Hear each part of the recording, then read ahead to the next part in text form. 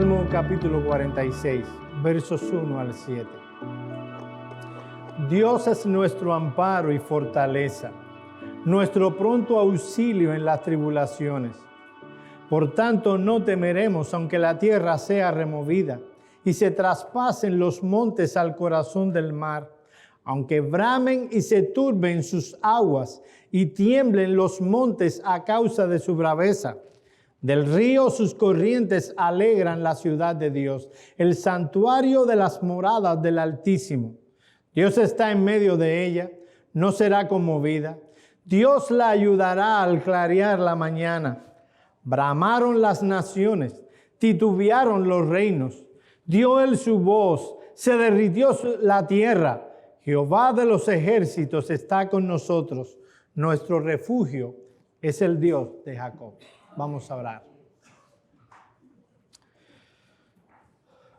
Padre nuestro que estás en los cielos, sabes con cuánta debilidad venimos ante ti, delante de ti, ante tu pueblo, a exponer tu palabra.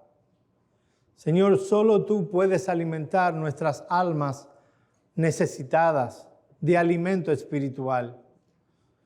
Habla a nuestros corazones, edifica nuestros corazones, santifica con la exposición de tu palabra nuestra vida para que tú en todo seas glorificado. En el nombre de Cristo oramos. Amén. Amén.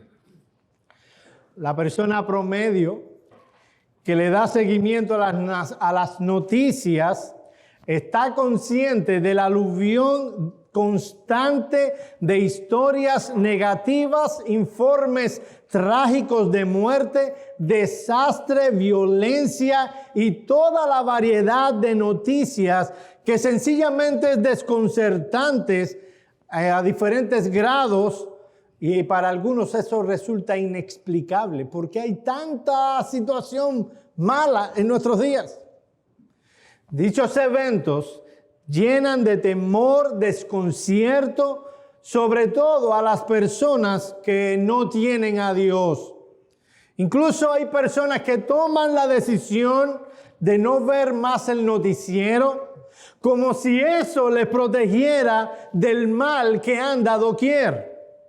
Se quedan perplejos cuando eventos desagradables vienen a sus vidas. Buscan un motivo que les haga entender tales incidentes. ¿Por qué ocurrió un terremoto como el que ocurrió en Turquía y Siria, donde miles de personas murieron? ¿Por qué estas providencias aflictivas pueden venir? La enfermedad de un ser querido, mi propia enfermedad, circunstancias terribles, la muerte de un familiar.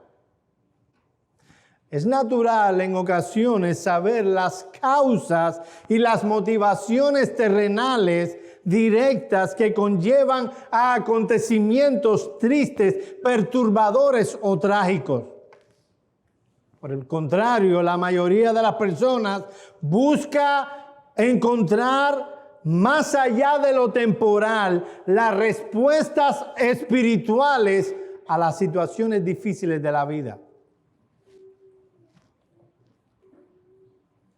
En contraste a esto, los cristianos bíblicamente entrenados saben que la soberanía de Dios desempeña un papel importante, preponderante en todos los sucesos, desde los más agradables y fáciles de aceptar a los más traumáticos y difíciles de entender. Pero inclusive, mi amado hermano, entre los creyentes, aún entre aquellos creyentes más maduros, en ocasiones tiene que hacerse un esfuerzo consciente para entender y aceptar los propósitos que Dios tiene con la adversidad. Aunque los creyentes tienen la mente de Cristo, por ser criaturas caídas con pecado, pueden inclusive llegar a cuestionar la soberanía de Dios sobre sus vidas. Ahora, mis queridos hermanos, cuando nosotros consideramos las Escrituras, su contenido, su enseñanza, pronto nos daremos cuenta que por vivir en un mundo caído, afectado por el pecado, en un mundo donde hay una batalla cósmica entre el mal y sus fuerzas y Dios, y por vivir en un mundo que se opone a Dios, la aflicción será parte de nuestra vida. ¿Oíste eso? Nosotros vivimos en un mundo caído, donde las enfermedades no solo van a afectar a los impíos.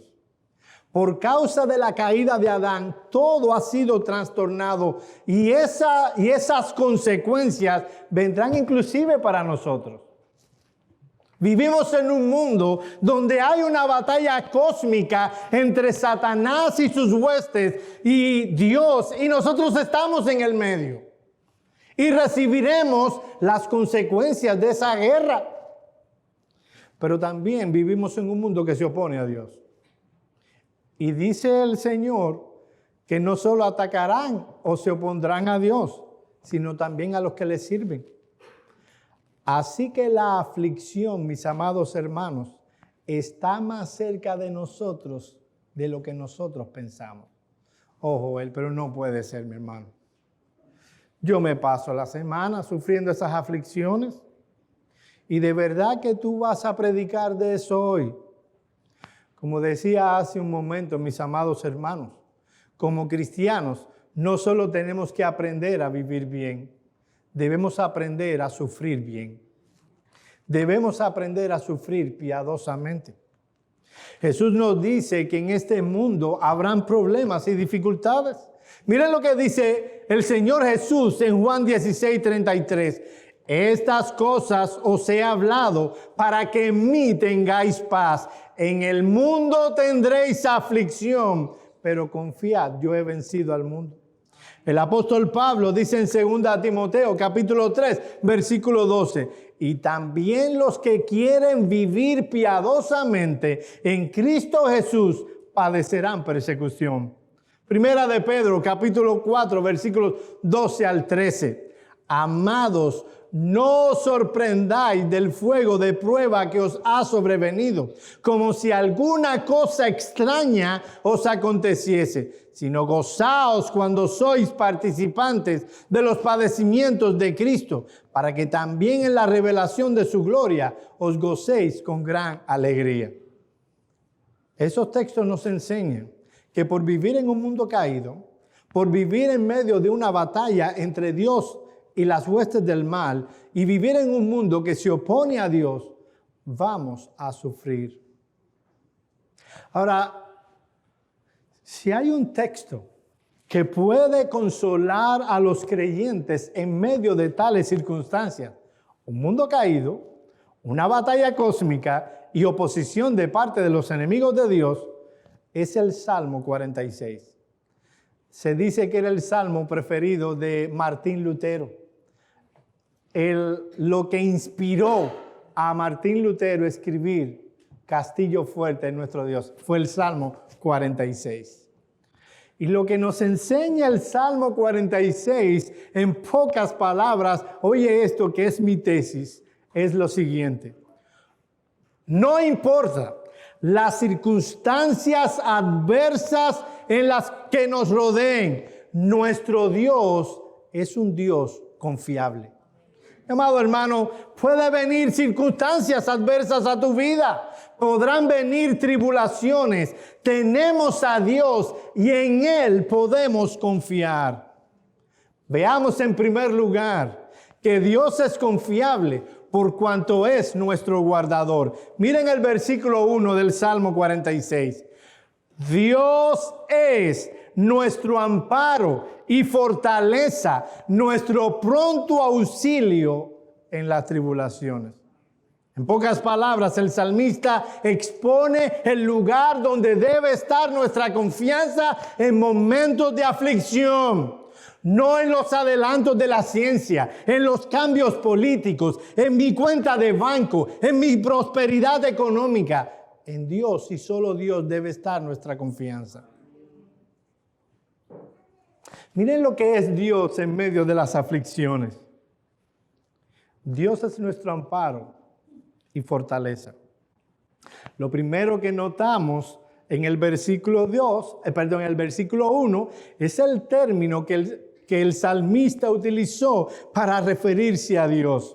Hay un término recurrente que corre a lo largo de todo el Salmo, que insiste en él una y otra y otra y otra vez. El salmista disponía en hebreo de muchos términos que pudo haber usado para hablar de Dios y si los usaba, hubiera sido bueno, hubiera traído consuelo a los lectores. Sin embargo, él usa un término recurrentemente en el Salmo. Por ejemplo, él hubiera podido utilizar el término El Shaddai, que se refiere a Dios como todopoderoso. ¿Se imaginan haberlo puesto ahí? El lector hubiera entendido que en Dios reside todo el poder, la fuerza, la suficiencia para auxiliarnos en los momentos de aflicción. Pero el salmista, inspirado por el Espíritu Santo, no usó el Shaddai. Pudo haber usado el Elión, que significa el Altísimo. Dios no tiene ninguna de las limitantes que tiene la naturaleza divina. Por tanto, puede ayudarnos, auxiliarnos en medio de la aflicción. Hubiera sido que hubiera usado el Elión. El Espíritu Santo no eligió ese término. Hubiera podido utilizar Jehová de manera recurrente.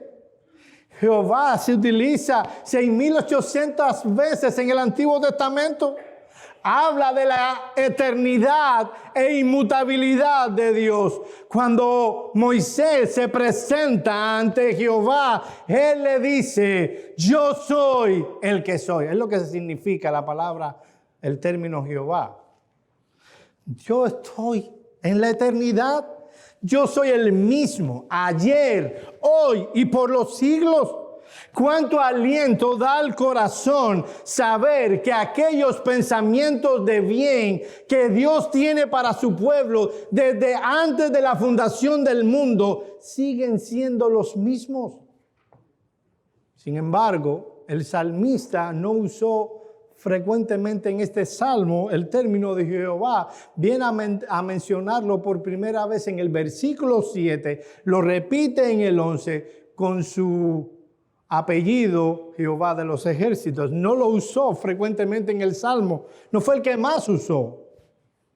Inclusive el salmista tenía a disposición el término Adonai, que viene del hebreo Adón, que significa el grande. Ese término hablaba del señorío, la soberanía de Dios. Dios gobierna sobre toda circunstancia y eventualidad. Y Él dirige todos los acontecimientos, entrelazándolo con su sabiduría para usar los mejores medios para los mejores fines. Hubiera sido que hubiera usado Adonai, pero no usó Adonai. El salmista usó recurrentemente en este salmo el término Elohim, que traducimos simplemente al español Dios. El título proviene de Él, sino que es Él, que significa fuerte. Enfatiza la fortaleza y la majestad de Dios. Mis amados hermanos, puede removerse todo el universo. Hay alguien que nunca será movido. Ese es Dios. Él es el fuerte. Él es el majestuoso. Por otro lado, notamos cómo el salmista presenta a Dios como alguien asequible, disponible para nosotros.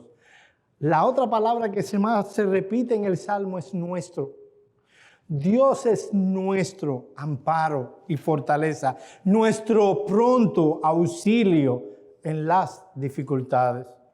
Mis amados hermanos, el Dios en quien tú y yo creemos no es un Dios lejano. Él está cercano. De Eso nos habla el Salmo 145, versículos 17 al 21. Dice, justo es Jehová en todos sus caminos y misericordioso en todas sus obras. Cercano está Jehová de todos los que le invocan, de todos los que le invocan de veras. Cumplirá el deseo de los que le temen, oirá a sí mismo el clamor de ellos. Dado que está cercano, oirá la oración de su pueblo y los salvará. Jehová guarda a todos los que le aman, mas destruirá a todos los impíos. La alabanza de Jehová proclamará mi boca, y todos bendigan su santo nombre eternamente y para siempre. Como dice el Salmo 34, versículos 18 al 22. Cercano está Jehová de todos los quebrantados de corazón y salva a los contritos de espíritu.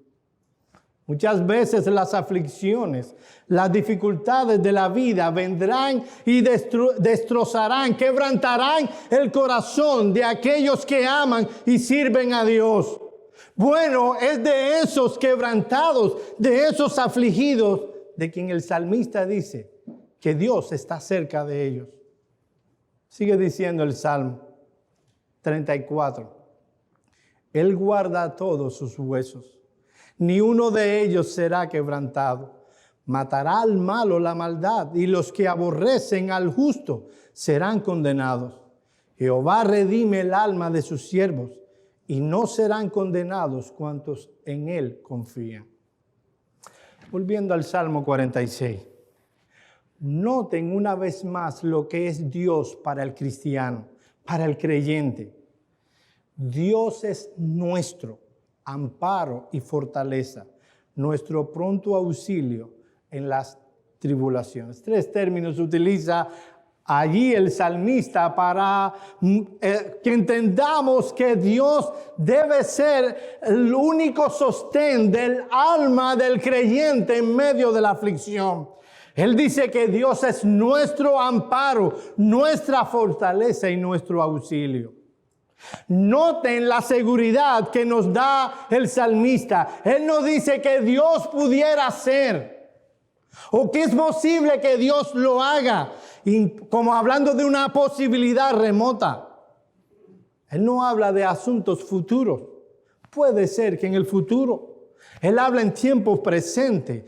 Dios es ahora, no importa lo que esté sucediendo en tu vida, cuáles son las aflicciones, un hijo rebelde, un hijo que no quiere oír, o una enfermedad, o la muerte de un ser querido. Dios es, mi amado hermano, tu fuerza, tu amparo, tu fortaleza, tu auxilio. Y eso completa y total seguridad. No hay nada que pueda limitar a Dios para que Él no sea lo que Él dice que Él es para ti. No importa qué tan grande sea tu aflicción, tan grande sea tu tristeza. Tú tienes a un Dios que es más grande y dice que Él es tu amparo y tu fortaleza. This is Spurgeon. No olvidemos el hecho de que Dios es nuestro refugio, tanto ahora mismo, en este presente momento, como lo era cuando David escribió estas palabras. Se equivocó Spurgeon, tenemos que perdonarle eso. El Salmo lo escribieron los hijos de Coré, pero está bien. No vamos a regañar a Spurgeon por eso, ¿verdad? Dice, Dios solo es nuestro todo. Todos los demás refugios son refugios de mentiras. Todas otras fuerzas proveen debilidad, porque el poder pertenece a Dios. Pero como Dios es suficiente en todo, nuestra defensa y poder está a la altura de todas las situaciones apuradas. Mis amados hermanos, nuestro Dios es nuestro amparo.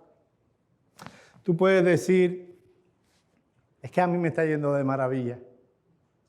Es que Dios tiene una bendición especial para conmigo. Él me ha acercado de los males. Soy joven, tengo salud. Yo no tengo la diabetes, hijo, que tú tienes. Me pueden decir a mí. Déjame decirte que tú también vives en un mundo caído.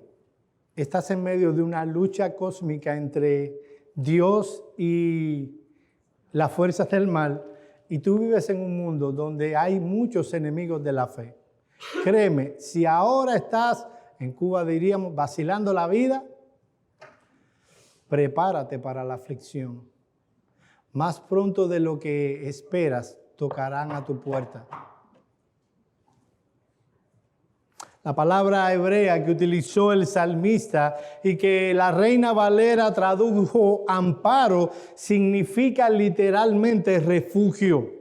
Mis queridos amados, hermanos míos, podemos ir a Dios para encontrar protección, refugio, abrigo, defensa en momentos tenebrosos y aflictivos. Cuando todo parece negro, cuando el sol se está oscureciendo y las aflicciones vienen a nuestra alma, tenemos un Dios, en Dios, un escondite seguro que puede protegernos, no importa el mal que nos venga. Esta es la palabra que aparece, esta palabra amparo, es la que utiliza Isaías en el capítulo 4, versículos 5 y 6, cuando dice: y creará Jehová sobre toda la morada del monte de Sión y sobre los lugares de sus convocaciones, nube y oscuridad de día, y de noche resplandor de fuego que eche llamas, porque sobre toda gloria habrá un dosel, y habrá un abrigo para sombra contra el calor del día. Y ahora voy a usar la palabra, para refugio y escondedero contra el turbión y contra el aguacero. Isaías usa esta palabra. ¿Saben lo que es interesante en este texto? Tal vez no lo captaste. Fue muy confuso. Isaías, inspirado por el Espíritu Santo, está trayendo a la memoria del pueblo aquella nube que estuvo con el pueblo de Dios durante los años del exilio. Era una nube que durante el día proveía sombra y protección del sol abrasador, y durante la noche proveía luz y calor. Lo que está diciendo Isaías es que esa nube que estuvo con el pueblo de Dios durante 40 años, es una nube permanente que está con el pueblo de Dios a cada instante, cuidándole y protegiéndole. Este texto es un recordatorio de lo que Dios es para su pueblo, un refugio seguro. ¿Cuál debe ser nuestra oración, mi amado hermano? Debe ser exactamente la misma que levantó Jeremías en el capítulo 17, versículos 14 al 17. Sáname, oh Jehová, y seré sano. Sálvame y seré salvo, porque tú eres mi alabanza. He aquí ellos me dicen, ¿dónde está la palabra de Jehová? Que se cumpla ahora. Mas yo no he ido en pos de ti para incitarte a su castigo, ni deseé día de calamidad, tú lo sabes. Lo que de mi boca ha salido fue en tu presencia. No me seas tú por espanto, pues mi refugio, y utiliza esta palabra, eres tú en el día malo. He aquí un hombre que sufrió por vivir en un mundo caído, en medio de una batalla cósmica, y sufrió a manos de los enemigos del Señor. Jeremías sufrió aflicción y cárcel por hacer la voluntad de Dios. ¿Y qué hizo él? Oró al Señor para que Él sea su refugio. Ahora, no solo es nuestro amparo o refugio, Dios es nuestra fortaleza. Y la palabra hebrea que utilizó el salmista habla de fortalecer, poder. Hablaba de Dios como nuestra fortaleza en dos sentidos. Por un lado, esta palabra se usaba para referirse a Dios como el guardador que nos protege en medio de la aflicción. Ese es el sentido en que utiliza Ana esta palabra cuando eleva una oración a Dios pidiéndole un hijo. ¿Recuerdan la historia? Ella ora de esta manera. Delante de Jehová serán quebrantados sus adversarios, y sobre ellos tronará desde los cielos. Jehová juzgará los confines de la tierra, dará poder, aquí usó la palabra, a su rey y exaltará el poderío de su ungido. Es obvio que está hablando aquí del Señor Jesucristo. Ana, inspirada por el Espíritu Santo, dijo estas palabras trayendo en el contexto en el que ella estaba que la solución al final de su problema no estaba en tener un bebé, sino que un rey viniera y que el ungido del Señor fuera exaltado. Estaba hablando del Señor Jesucristo. Mis amados hermanos, nuestro Dios es una fortaleza a la que podemos huir y es una fuente de fortaleza interior mediante la cual podemos enfrentar las calamidades. Más de un creyente, viendo venir el mal, vamos a decirlo así, de pronto viene la aflicción y hace este comentario: no esperaba tener la paz que tengo en medio de esta situación. Ese es Dios obrando en el corazón, porque Dios es el amparo y la fortaleza de todo creyente. A veces Dios nos protege de lo que sucede a nuestro alrededor y se puede decir en ese contexto, citando al salmista, caerán a mi lado 1000 y 10,000 a mi diestra, pero a ti no llegará. Solo observarás con tus ojos y verás el castigo de los impíos. Salmo 91, 7 y 8.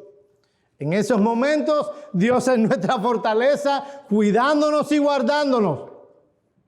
Muchos de nosotros tuvimos COVID y cuando otros morían, Dios nos sostuvo.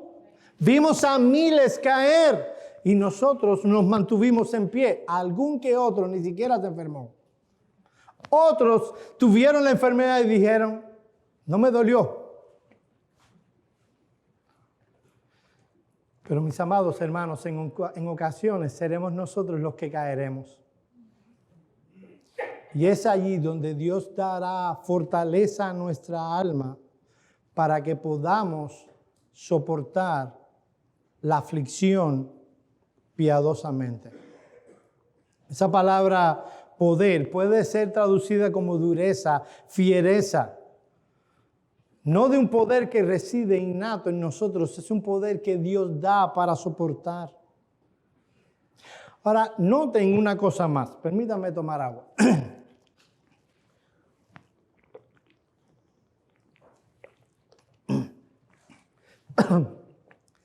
Miren la fiereza de las aflicciones de las que el salmista está hablando.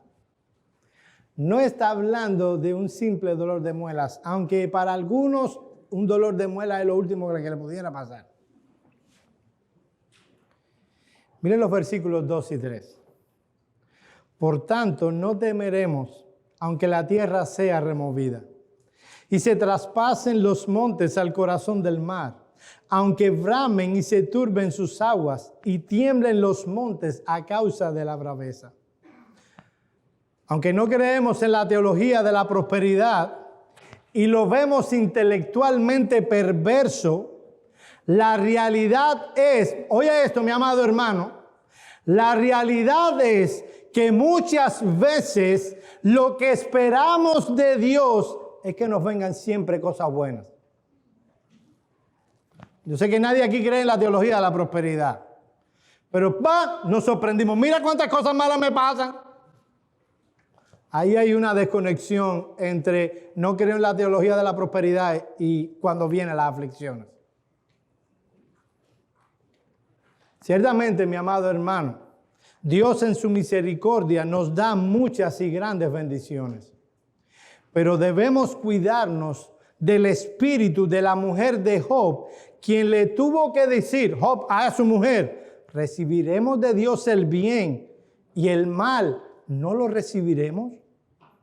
La descripción que hace el salmista de las aflicciones que pudieran venir a nuestra vida no podían ser más gráficas. Se presentan como algo inesperado, algo que a nuestros ojos no tiene explicación. Las aflicciones aquí son presentadas como algo poderoso, doloroso y penetrante y devastador. Mírenlo de nuevo.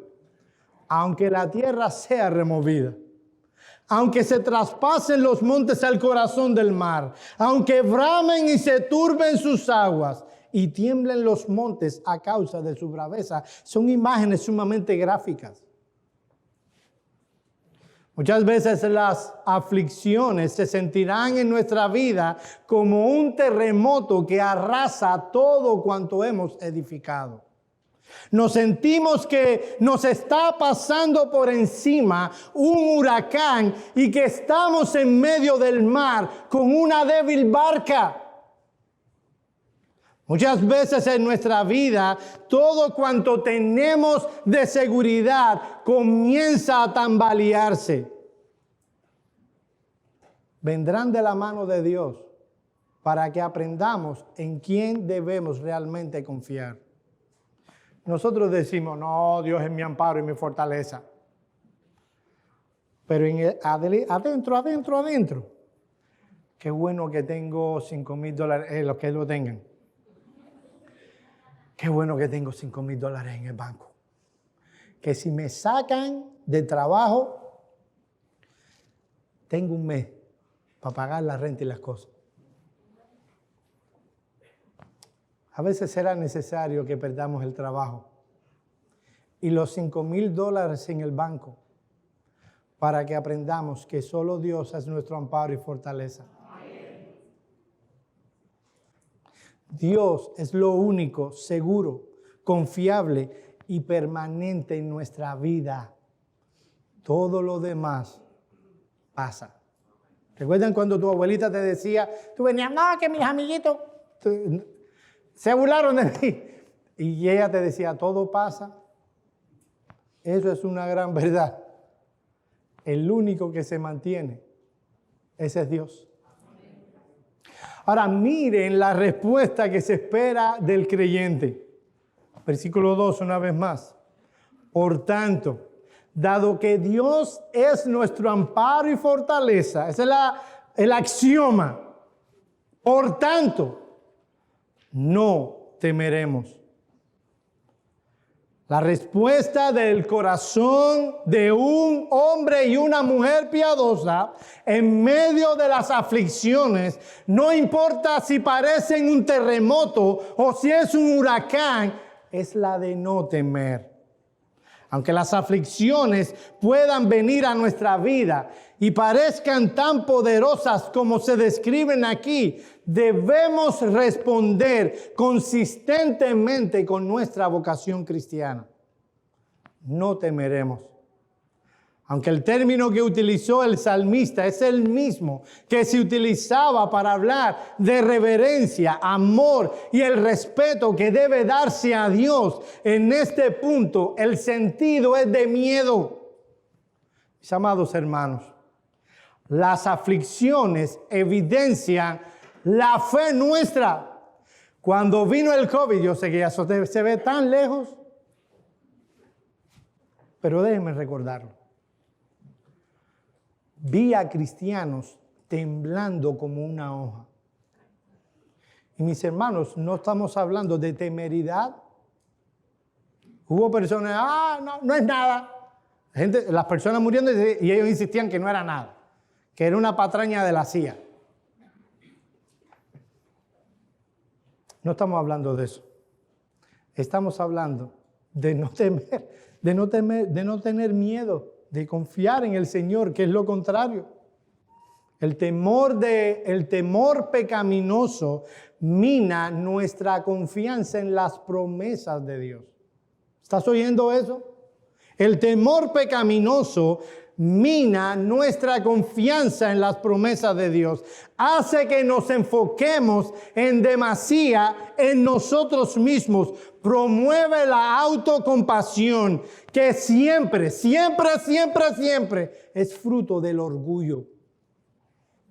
Lo que encontramos en el versículo 2 es una declaración, la convicción que tenía este hombre, la determinación del salmista, que aunque todo a su alrededor se estuviera derrumbando, él confiaría en Dios, él no temería. La razón por la que este hombre puede tomar esta decisión está en sus convicciones reales teológicas. Él ha meditado en Dios. Él ha visto lo que Dios ha revelado de sí mismo. Él no vive una vida centrada en sí mismo. Dios es el centro de su vida. Amado hermano, déjame hacerte una pregunta. ¿No te ha pasado que estás en tu cama? Todo está tranquilo. Tuviste hasta una buena semana. No pasó nada. Te subieron el salario. No viste ni un accidente viste en la calle. Toda una semana maravillosa. Y estás acostado en tu cama. Y comienzan a venir pensamientos que te llenan de temor y hasta cierto grado de desesperación. ¿Y qué si pierdo el trabajo? ¿Y qué si cuando salgo tengo un accidente? ¿O qué si me muero? ¿O qué si encuentran que mi hijo tiene una enfermedad incurable? ¿O que mi hijo que va a nacer viene con una enfermedad física o mental? Mi hermano, ¿sabes cuándo pasa eso? Cuando pasamos mucho tiempo pensando en nosotros mismos. Somos llamados, es una expresión que si usted lo ha notado, repite mucho el pastor Daniel en sus clases. Y es que él nos está diciendo a lo que somos llamados. Añádele esto que voy a decir ahora. Somos llamados a meditar en Dios y en su palabra. Aunque esas preguntas que nos hacemos, yo sé que te ha pasado, pudieran pasar porque vivimos en un mundo caído. Porque vivimos en medio de una batalla cósmica entre Dios y las fuerzas del mal. Y vivimos en un mundo que se opone a Dios. La verdad es, mi amado hermano, que tales preguntas no están acordes con la realidad. La realidad es que estás en tu cama pensando de ti. Déjenme presentar un ejemplo de una mujer piadosa que aprendió a sufrir piadosamente. Y déjenme decirle una cosa. Les voy a dar el kit. Vaya, anótenlo y escriban un libro sobre eso. La única manera que tenemos para aprender a vivir piadosamente, la única manera que tenemos para sufrir piadosamente es sufriendo. No se aprende de otra manera. No es una clase que puedo darles con palabras griegas y hebreas. Y déjenme decirle, aquel que fue experimentado en quebranto quiere que sus hijos sean como él. Pero déjenme presentarles el ejemplo de una mujer que sufrió piadosamente. Probablemente algunos han leído de ella. Elisabeth Elliot. Elisabeth Elliot tuvo que sufrir la muerte de sus dos esposos. El primero y más conocido fue Jim Elliot. Jim Elliot, cuando eran novios, todo el anhelo de esta pareja era ir a un lugar al que nadie hubiera ido a predicar el evangelio y predicar el evangelio. Y conocieron a una tribu, ya no se llama así en realidad, pero fue como se hizo popular, una tribu de la selva del Ecuador llamada Aucas. Déjenme hacerle la historia bien pequeñita.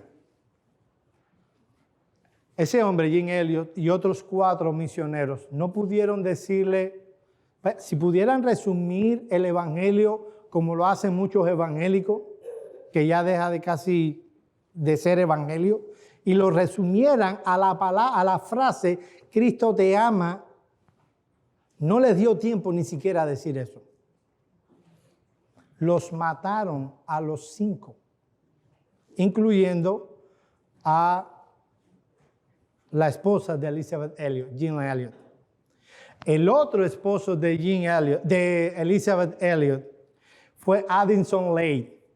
Y este hombre, si el otro murió violentamente y fue algo inesperado, ellos esperaban poder predicarle el evangelio a estas personas y murió en su juventud.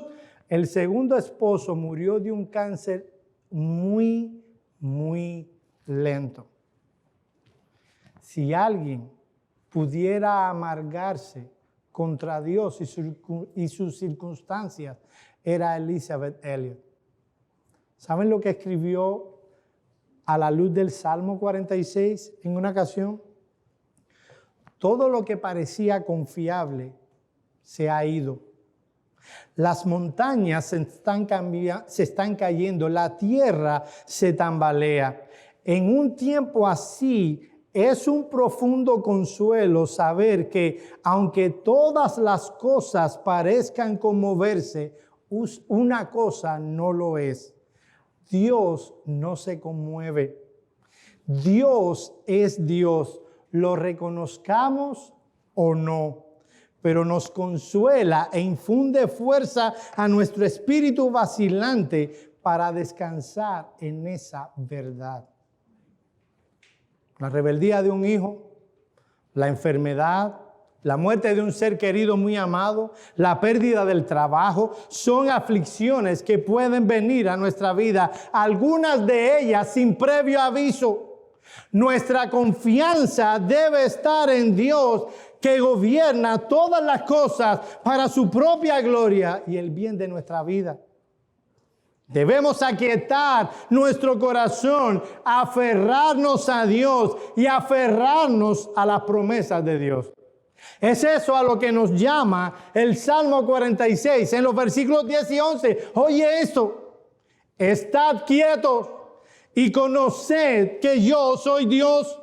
Seré exaltado entre las naciones, enaltecido seré en la tierra. Jehová de los ejércitos está con nosotros. Nuestro refugio es el Dios de Jacob. El llamado de este texto, mi amado hermano, no es a la inactividad. El llamado de este texto es el de tomarnos un tiempo para conocer quién es Dios. ¿Sabes de dónde proviene la mayoría de nuestros temores en la vida? La ignorancia acerca de quién es Dios o la falta de intimidad con Él. La palabra hebrea que utilizó el salmista para conoced que yo soy Dios, es una palabra muy conocida, Yadá, y tiene dos acepciones principales. Por un lado, es la de reconocer o conocer con el entendimiento. Es en esta acepción que la utilizó Moisés cuando escribió Génesis 8:11. Y entendió Noé, estoy citando el texto, que las aguas se habían retirado de la tierra. La segunda acepción es conocer por medio de la experiencia. La idea de un conocimiento íntimo y efectivo. Dios utiliza en este sentido esta palabra en Jeremías 1:5. Antes que te formases desde el vientre de tu madre, te conocí, y antes que naciese, te santifiqué, te di por profeta a las naciones. De hecho, mi amado hermano, ¿tú no crees en la predestinación? Lee, si amén es si no lo crees, ¿no? Okay. Si tú no crees en la predestinación, vuelve a leer en casa Jeremías 1:5. Ahora, yo creo que el sentido de estar quietos y conocer que yo soy Dios es la primera acepción, de conocer lo que Dios ha revelado de sí mismo en su palabra. Muchos de nuestros temores en la vida, de nuestras inquietudes del corazón, tiene que ver con que no conocemos lo que Dios ha revelado en su palabra acerca de Él. Déjenme decir una cosa más para terminar. Una cosa más de 5 minutos. 10 tal vez. Regálenme 10 minutos. Miren los versículos 4 al 7. Ya vimos que nuestra confianza es que Dios es lo que Dios es. En segundo lugar, nuestra confianza es que Dios está. Del río sus corrientes alegran la ciudad de Dios, el santuario, las moradas del Altísimo. Dios está en medio de ellas, no será conmovida. Dios la ayudará al clarear la mañana. Bramaron las naciones, titubearon los reinos. Dio él su voz, se derritió la tierra. Jehová está con nosotros, nuestro refugio es el Dios de Jacob. Mis amados hermanos, este salmo trata con nuestro egocentrismo. Aunque las aflicciones puedan afectarnos a nosotros de manera individual, las aflicciones generalmente se ven en la Escritura como algo corporativo. No se trata simplemente de tú y yo. ¿Saben por qué, mis amados hermanos? Nosotros vivimos en un mundo demasiado que nos lleva a ser egocéntricos, donde nuestros pensamientos están centrados en nosotros, en lo que a mí me pasa. Y yo sé, mi amado hermano, que es importante lo que a uno le pasa. El Salmo 46, y así lo dibuja Dios en toda la Escritura, cómo debe verse la aflicción, debe verse como algo más de grupo. Por eso siempre las oraciones que vemos están en plural. En el caso del Salmo 46, las aflicciones de las que está hablando el salmista iban a afectar a la ciudad de Jerusalén de manera directa. ¿Cuál es el contexto? Yo sé que generalmente se empieza por aquí, pero yo hoy quise rebelarme contra la homilética y dije, no, voy a hablar del contexto en el segundo punto. El Salmo 46, escrito por los hijos de Coré, fue en el contexto de lo que narra Segundo de Reyes, capítulo 18 y 19. El capítulo 18, yo te lo voy a contar para que no tengas que ir hasta allí. Y esto es importante. Oye esto. El capítulo 18 comienza con el ascenso del rey Ezequías como rey de Judá. Este hombre amaba y honraba a Dios. Él no fue como su padre, Amasías, que se dice de él que hizo lo malo ante los ojos de Dios. A los ojos humanos, el ver a Ezequías subiendo al trono parecía que un rey piadoso traería prosperidad y un gobierno justo. Las personas estaban contentas. Este hombre vino a reinar, comenzó a reinar bien joven. Sin embargo, en el área de las relaciones internacionales, el reino de Judá estaba siendo amenazado por el imperio asirio. Y en efecto, después de la caída de Samaria, los ojos de Sennacherib, rey de Asiria, se pusieron en Judá. Ezequías pagó un alto tributo a Sennacherib con tal de que Asiria no viniera a hacer guerra contra Judá. Le dio toda la plata de la casa de Jehová, le dio toda la plata de la casa real.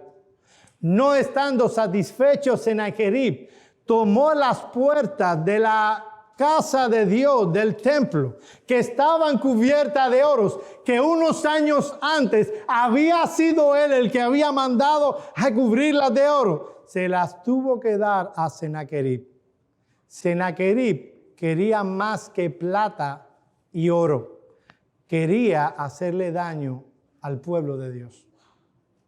Así que en el año 14 de Ezequías, se estima que fue por el año 701 antes de Cristo, Sennacherib envió a Jerusalén un ejército de 185,000 soldados.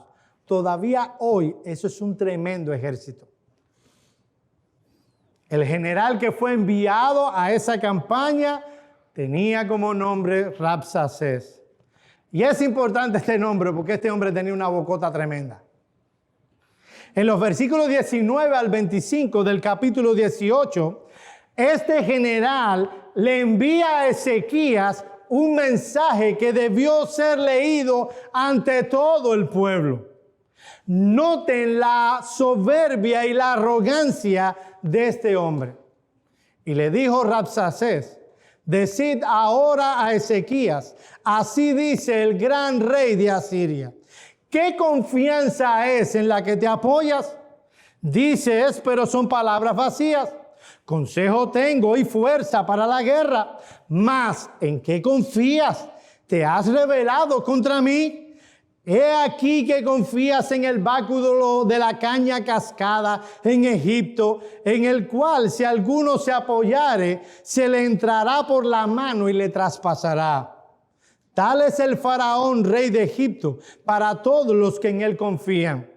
Y si decís, nosotros confiamos en Jehová, y aquí, antes de empezar estas palabras, Rabsacés se debió haber mordido los labios.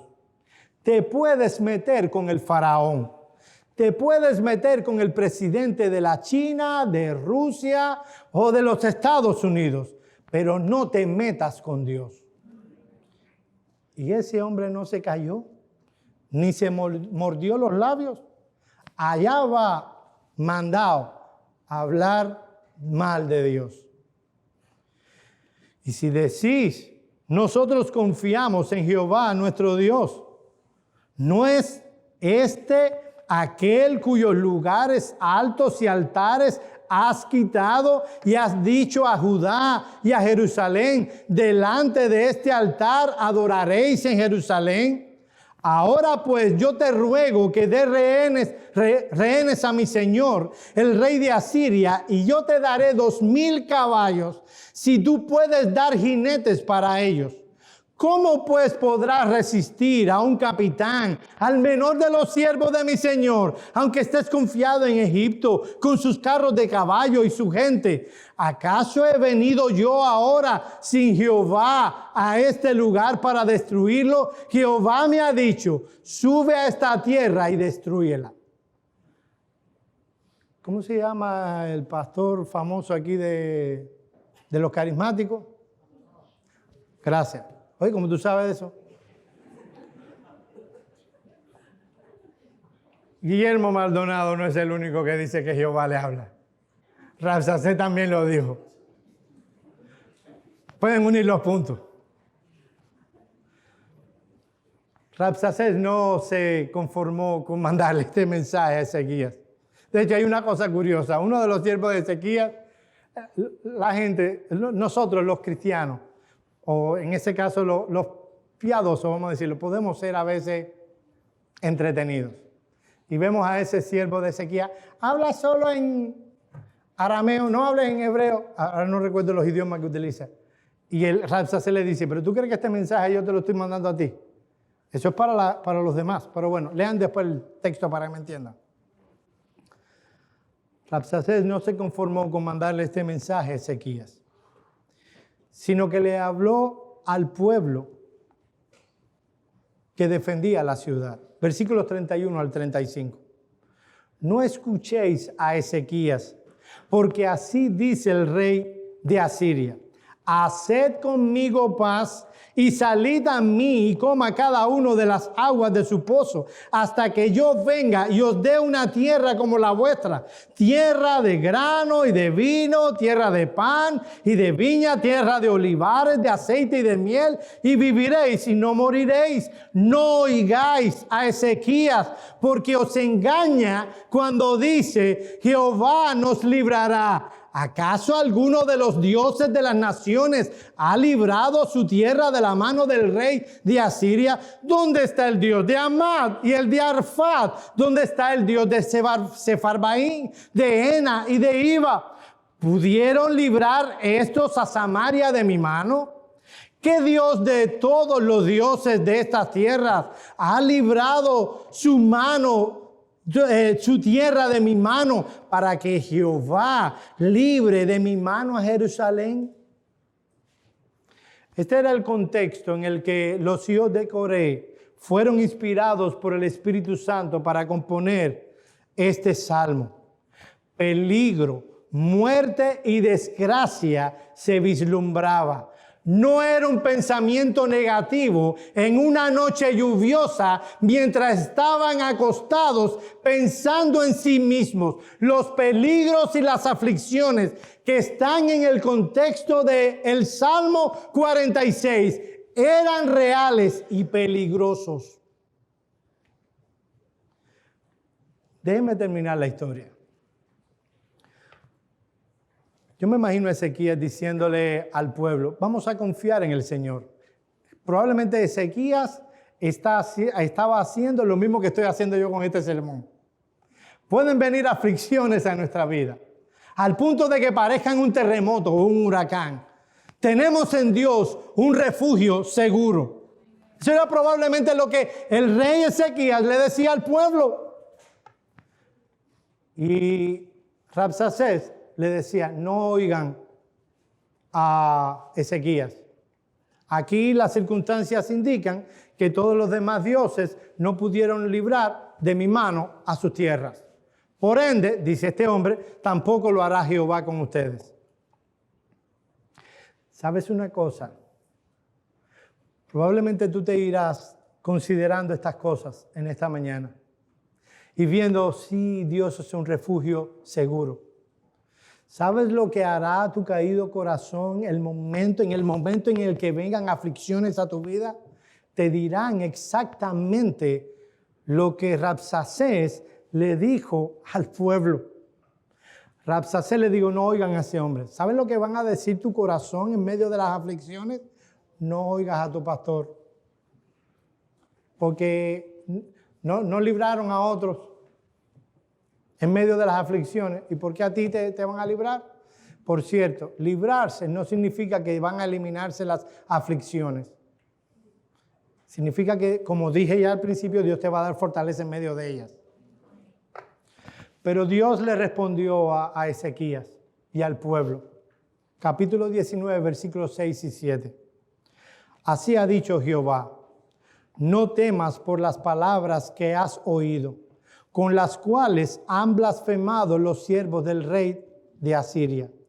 He aquí yo pondré en él un espíritu, y oirá rumor, y volverán a su tierra, y haré que en su tierra caiga espada. Haciendo la historia corta, en una sola noche, el ángel de Jehová salió y mató a 185,000 asirios. Dios les guardó. Ese Dios que guardó a la ciudad de Jerusalén es el mismo Dios que es nuestro amparo y fortaleza, nuestro pronto auxilio en las tribulaciones. Tal vez en tu caso, Dios soberanamente determina que en medio de una aflicción, Él va a obrar en tu corazón, en tu vida, sea cual fuere, y tú serás librado por cuanto Él está con su pueblo. Es lo que dice el Salmo 46, versículo 7. Del río sus corrientes alegran la ciudad de Dios, el santuario de las moradas del Altísimo. Dios está en medio de ellas, no será conmovido. Dios la ayudará al clarear la mañana. Bramaron las naciones, titubearon los reinos, dio él su voz, se derritió la tierra. Jehová está con nosotros, nuestro refugio es el Dios de Jacob. Puede ser que en tu caso Dios soberanamente actúe de manera poderosa y desaparezca la aflicción. Pero puede ser que en tu caso Dios la traiga y la use para enseñarte paciencia, para enseñarte a estar cada vez más cerca de Dios. Tristemente, todos cuantos estamos aquí, no importa qué tantos años tú lleves en el Evangelio, tenemos un corazón tendiente a alejarse de Dios. Y un buen instrumento que nos atrae a Dios como un imán, que nos acerca y nos lleva a aferrarnos a Él, son las aflicciones.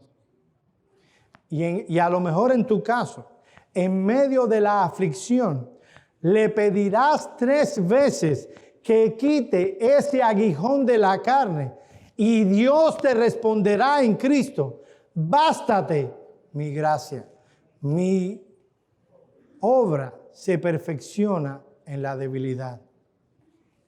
Aún así podrás decir, Dios está con nosotros, nuestro refugio es el Dios de Jacob. Amén. Mi amado hermano, vivimos en un mundo caído, donde hay una batalla cósmica y estamos en el medio. Y hay un mundo que es enemigo de Dios. Pueden tener por cierto, si ya no está sufriéndolo, que vendrán aflicciones a nuestra vida. ¿Dónde podemos nosotros refugiarnos? ¿A qué nos vamos a aferrar? Tenemos al Dios de Jacob. Él está con nosotros. Nuestro refugio es el Dios de Jacob. Vamos a orar.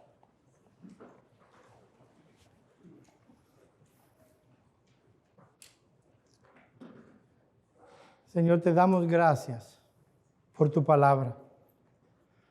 Cuánto aliento trae a nuestra alma sedienta y necesitada. Señor, vivimos en un mundo caído.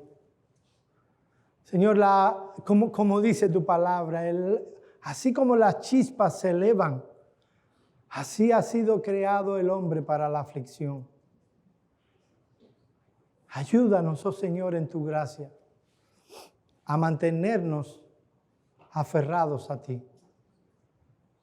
Señor, probablemente en medio de la aflicción vendrán dudas. Conforta y fortalece nuestra fe. Nosotros queremos glorificarte en todas las cosas. No solo queremos vivir bien, nosotros queremos sufrir bien. Queremos sufrir piadosamente. Estas cosas te las rogamos en el nombre de Cristo. Amén. Amén.